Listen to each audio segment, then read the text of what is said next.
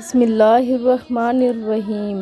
اللہ صلی اللہ علیہ وآلہ وسلم نے ارشاد فرمایا کہ دنیا میں ہی حق ادا کر دیا کرو۔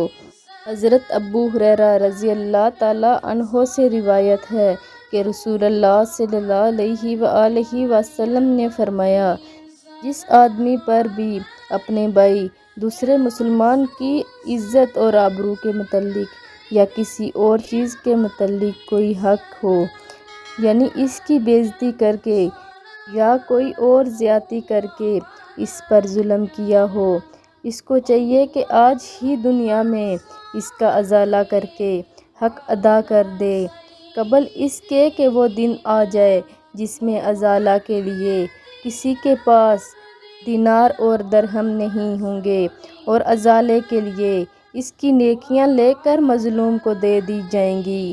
اگر اس کی نیکیاں نہیں ہوں گی تو حقدار کی برائیاں لے کر اس پر لاد دی جائیں گی۔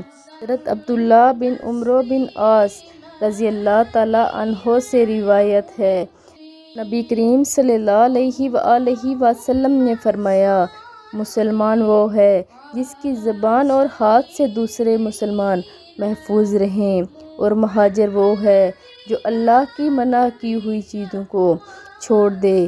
اگر آپ میں سے بھی کسی سے ایسی کوئی غلطی سرزد ہو گئی ہو تو اس دنیا میں ہی اس کا ازالہ کر لیں، یعنی اس سے معافی مانگ لیں، کیونکہ اللہ تعالیٰ بہت غفور الرحیم ہے۔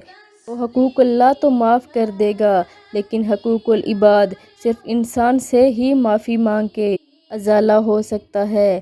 اگر ویڈیو اچھی لگے تو لائک، شیئر اور سبسکرائب کر دیں۔ جزاک اللہ۔